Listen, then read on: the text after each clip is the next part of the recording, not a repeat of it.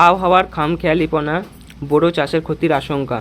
অসময়ে বৃষ্টি, কালবৈশাখীর জেরে বিপর্যস্ত পুরাতন মালদা ব্লক এর বিস্তীর্ণ এলাকা বিঘার পর বিঘা জমি জলমগ্ন হয়ে পড়ায় বোরো চাষের ক্ষতির আশঙ্কা চাষিদের। কোথাও ধান, কোথাও আবার পাকা ধান জলের তলায় চলে যাওয়ায় বাধ্য হয়ে সময়ে আগে ধান কাটতে নামতে হয়েছে কৃষকদের। অনেক ক্ষেত্রে ডিঙি নৌকা ব্যবহার করে জমি থেকে ধান তোলার কাজ চলছে।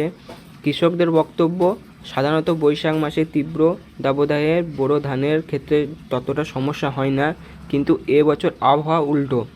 ঘন ঘন বজ্রবিদ্যুৎ সহ বৃষ্টি ও কালবৈশাখী দাপটে ধান গাছ নুয়ে পড়েছে। কোথাও আবার জল জমে সম্পূর্ণ ডুবে যাচ্ছে চাষের জমি। ফলে ধান পাকতে যেমন সমস্যা হচ্ছে, তেমন পেকে যাওয়া ধান নষ্ট হচ্ছে জলে। সবচেয়ে বেশি ক্ষতির অভিযোগ উঠেছে যাত্রাডাঙ্গা, মহিষী বাথানি, শাহাপুর, মঙ্গলবাড়ি ভাবুক, বলাতুলি, সিন্ধিয়া, বিধানগড়, ভাটরা ও মাদাইপুর এলাকায়। স্থানীয় সূত্রে খবর জানা যাচ্ছে যে কয়েক হাজার বিঘা জমিতে জল দাঁড়িয়ে রয়েছে।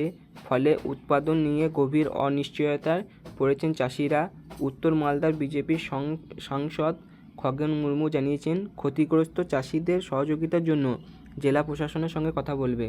যাত্রাডাঙ্গা গ্রাম পঞ্চায়েতে বলাতুলি গ্রামের চাষি মিরাজুল শেখ ও বদরুদ্দিন আহমেদের বক্তব্য, এপ্রিল মাসে যে সাধারণত 40 ডিগ্রির কাছাকাছি তাপমাত্রা থাকে, কিন্তু এবার ঘন বৃষ্টির কারণে তাপমাত্রা 30 থেকে 32 ডিগ্রির মধ্যে ঘোরাফেরা করছে।